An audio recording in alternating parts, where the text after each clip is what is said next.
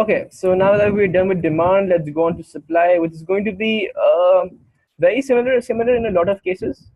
Because really going to be looking at in the same way. So we're going to define supply as the willingness of a producer to produce a good or a service. So very similar to the definition of demand, and supply is said to be effective. So effective supply is where you have your willingness plus ability. In this case, ability.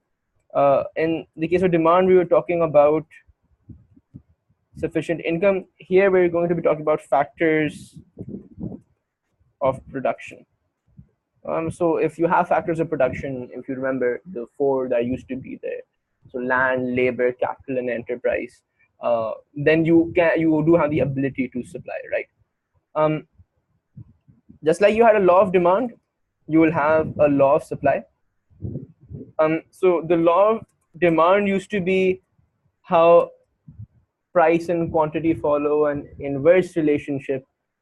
Because obviously if price decreases, agar sasta ho raha hai, you would be likely to demand more quantity, right? However, law of supply states that price and quantity supplied, which is the basically the quantity producers are supplying, they follow a positive or a direct relationship. So idea basically here is very simple. How if prices increase, quantity supplied will increase, bad arrow, but if prices decrease, quantity supplied will decrease. That's the basic idea. Why? Because obviously well, there are proper economic theories about this. Now we don't need to go into the depth, but a very small way to understand this is at a higher price, you'll be willing to sell more, right? It's a higher price. At a lower price, you would not be willing to produce that much and sell that much. It might not be cost effective for you. Anyhow, so that's the law of supply, and if you accept this, then your supply curve should be upward sloping. Why is that? Because let's say as you increase price, you should get an increase in quantity, and as you decrease price, you should get a decrease in quantity. That's the basic idea. Positive relationship. Positive, so upward sloping. Positive gradient, right? And with this again, we're going to look at factors. So you do have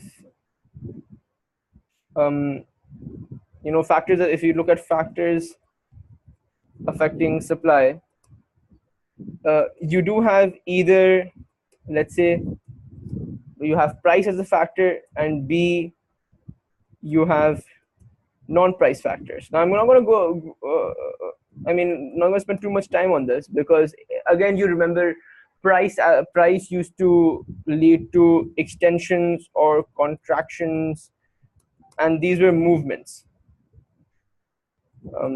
I won't draw this, do this diagrammatically or graphically, because, well, you really can do it by yourself, right? We did it for the demand curve, so it's kind of like the same thing.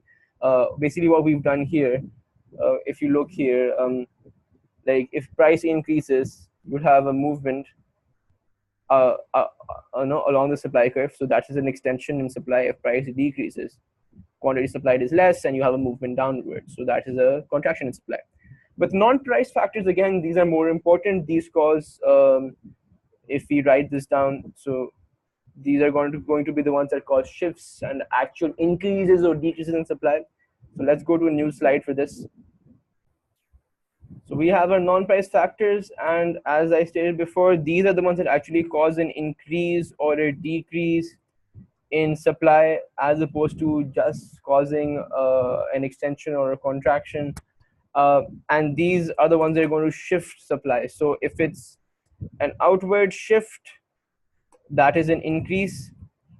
Outward shift is a if it's a outward or a rightward shift, that is an increase. If it is an inward, it's difficult to tell with inward, so it's leftward shift, that is a decrease. So this rule remains the same. A rightward shift is an increase, a leftward shift is a decrease in supply. And graphically, you have price, you have quantity, supply. Well, let's assume that's an S. You have supply 1, so this is an increase in supply. If you use a different color for decrease, it will be this, supply 2. This is a decrease in supply. That's a basic idea, right? So both for demand and supply, rightward shift is in are in rightward shifts are increases, leftward shifts are decreases. Um, we're more interested in understanding what happens which leads to such increases or decreases.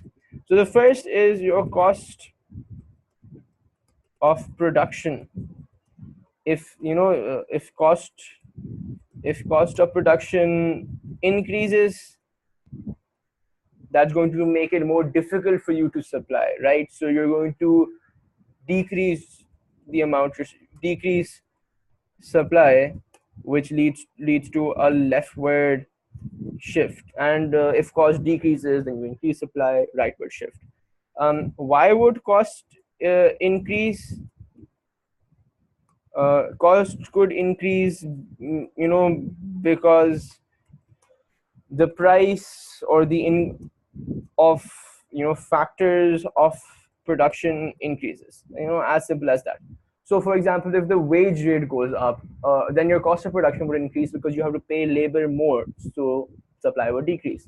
If rent goes up, so cost of production increases. If you have to pay more interest for the capital, for the machine you've leased out, then again cost of production increases. So stuff along that particular idea. The second is pretty easy, technological. Well, it's not called. This is called technology. So here, basically, if you have more or better technology, like so, you have technological advancements. You really that managed to completely change the production process. You've got a revolution. Blah blah blah. All of that, it leads to more supply, or a better word is increased supply.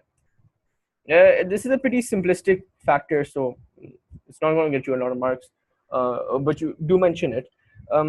Another one is you have government policies. So you have taxes plus subsidies. And I won't spend too much time talking, or that much time at all, talking about taxes and subsidies at this point, because we're going to talk about them in government intervention, which is the third chapter. So so these are explained in government intervention, which is third chapter, right? So we'll just look at them there. And then you have a little so your first point and your third point are the really main ones. Beach mein you have expectations, which is a kind of like a flimsy point, but the idea is if you're positive, if you're optimistic that no people will buy, demand will increase in the market, you're more likely to supply more. If you have negative expectations, you're more likely to decrease your supply. Okay, so with that said and done, we have to look at two more things. Okay, so joint supply, something that a lot of people do struggle with. You probably won't get a essay question on this, but case study mein aata hai, MCQs mein aata hai, it is important.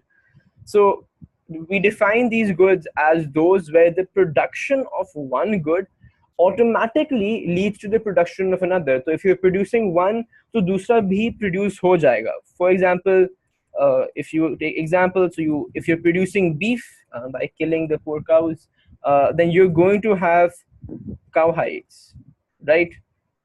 That's the idea. If you are producing honey, you are likely to have beeswax. God knows what that is. So another thing, I remember I used to study in O-level geography. Anyhow, so sugarcane, you will have molasses. And the list just goes on and on. So like petrol and paraffin or any other byproduct of petrol. So usually the things in joint supply basically with a good and its byproduct, but it really applies to anything where producing one particular product leads to an increase in production of leads to the automatic production of the other product. Okay, so how why should we care? How is it relevant with regards to our syllabus? So the idea is if the quantity supplied of one product increases, this affects the supply of the other product, and it's a positive relationship. And let's look at this. So if we take an example, if we take, let's say, beef, and let's say cow hides. Let's use a different color. So let's go with green. So yeah, if we draw the supply diagram for beef, and let's say this was its original price and quantity supplied conditions, and the price increased. Whoops, why is this happening? Yeah, which led to an increase in the quantity supplied, right? So basically what's happened, what we're interested in here is that quantity supplied has increased because now basically more units are being supplied. That's the main idea here. Since more units are being supplied, automatically the supply of cow hides should increase, because since more units are being produced for beef, automatically more should be supplied of cow hides, which should lead to an increase in supply. Increase in supply is will be shown by a rightward shift. That's the idea. So um, quantity supplied of one thing leads to a shift in the supply of the product which exists in joint supply. So beef and cow hides, honey and beeswax, etc., etc. So that's basically joint supply. Let's look at market supply.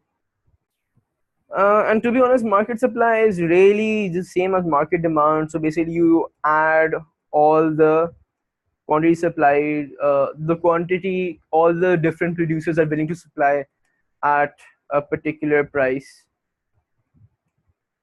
So basically, instead of the price showing what one producer is willing to supply, the price shows the quantity that all producers in the particular market are willing to supply. Again, this is just for one product, which is how it's different from aggregate supply. Don't mix it up. And this is again just the horizontal summation or addition, basically, of individual